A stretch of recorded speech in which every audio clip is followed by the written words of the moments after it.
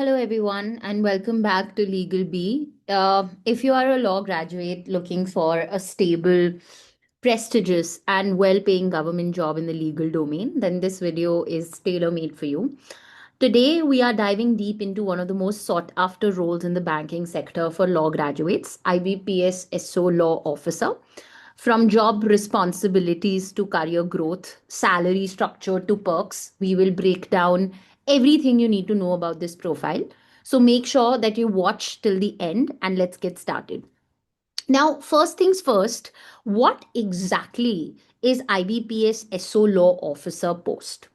Right? Well, IBPS basically stands for Institute of Banking Personnel Selection, which is an autonomous body that recruits officers for public sector banks in India. So the term SO basically stands for Specialist Officer, right? And law officer is basically one of the key specialist roles under this exam. As a law officer, you are recruited directly into Scale 1 law officer post or cadre, which is equivalent to an assistant manager in the bank. Your primary job is basically to handle all legal functions of the bank. Think of it as the in house legal advisor role, making sure that the bank does not fall foul of any legal, regulatory, or compliance issues.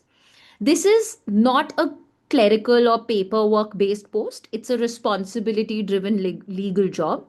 And you're often the go to person for legal advice at the branch or, the regional office or at zonal level, depending on where you are posted.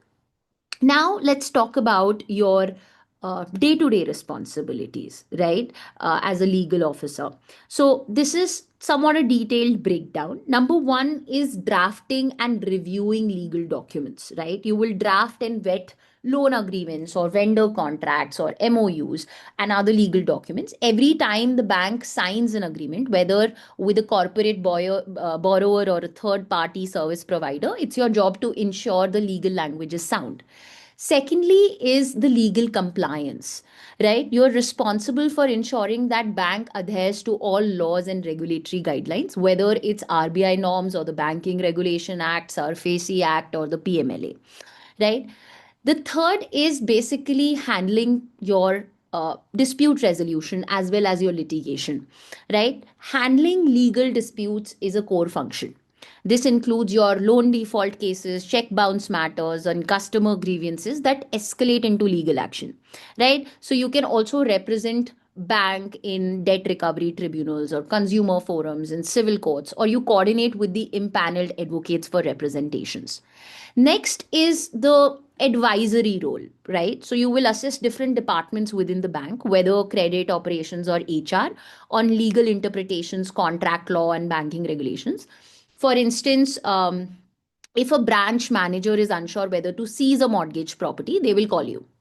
Then there is something about coordinating with your external advocates, right? So the bank usually has a panel of external lawyers. You will brief them, prepare summaries for them, ensure that there is a timely filing of responses, and you also track case progress.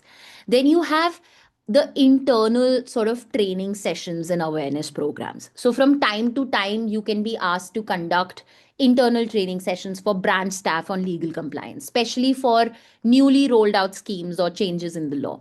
So it's a powerful blend of desk work and field responsibility. You will need a solid legal knowledge, attention to detail, and a proactive mindset to handle these real time issues. Now, let's talk about what the future looks like once you join. So, you start off as a law officer at scale 1, right? But promotions in public sector banks are performance based and they're also time bound, right? And this is a typical what do you call growth plan, right? So your scale 1, you start off as a law officer, then scale 2 is when you become a legal manager, then scale 3 is senior manager, then you become chief manager, then assistant general manager, deputy general manager, and then general manager. Beyond scale 5, right, you can be posted at head office or zonal offices and could eventually be part of policy making or strategic legal cells as well, right? Many officers also go on to become chief compliance officers, or the legal advisors, or even executive directors, depending on their expertise and performance, right? You can also appear for internal promotion exams or deputation opportunities in RBI, NABARD, or even the Ministry of Finance over time, right? So this is also one way you can sort of see your career path go. Now, let's address the million rupee question: how much will you earn? So, as of the last notification, as of 2025, the starting salary of an IBPS SO law officer scale 1 is approximately, the basic pay is of 48,450. In additional to all the benefits and allowances that you have, it's somewhere around 15,000 to 18,000 rupees, depending on the location, right, to which you're posted. So your gross monthly salary falls in the range between 60 to 65,000 rupees per month. But that's not all, right? Your cost to company, that is your CTC, is around 10 to 11 lakhs, again, depending on your bank and the location at which you're posted, including your allowances and benefits, right?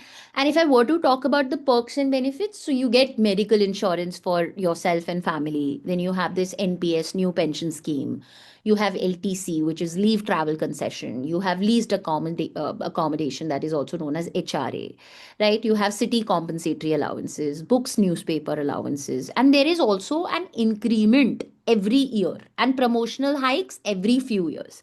So it's one of the most financially stable careers for young law graduates, especially if you're looking for a low risk plus high job security sort of career.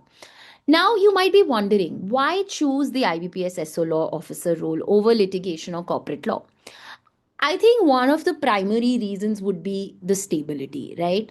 This is a permanent government job with post retirement benefits and zero risks of layoffs, which is also one of the you know a very important detriment for a lot of people who are preparing for government jobs. Secondly, of course, the legal exposure and the banking knowledge that you get. So you're not just stuck behind paperwork, you engage with the banking operations while applying your legal skills every day. There's also this work life balance. Unlike corporate jobs with 12-hour shifts, bank jobs, they offer fixed working hours and ample casual and earned leave, a big plus, especially for women candidates. And then you have also, you get a chance to work across India, right? Interact with legal sort of professionals from diverse regions and grow your network. And lastly, is of course the social respect. In every branch or zonal office, the law officer's opinion is valued. So you're seen as the in house authority or anything legal, right? So that is a complete roadmap of the IBPS SO law officer job profile, from entry to growth, from salary to perks. If you are a law graduate who wants a stable, dignified, and impactful legal career, this is a role you should seriously consider. Do not forget to like this video, subscribe to Legal Bee, and hit the bell icon so you never miss out on career insights, legal exam prep tips, and live updates. If you have any questions about IBPS SO exam pattern or eligibility, drop them in the comments. I will reply to each one. Thanks for watching, and I wish you all the success in your legal career journey.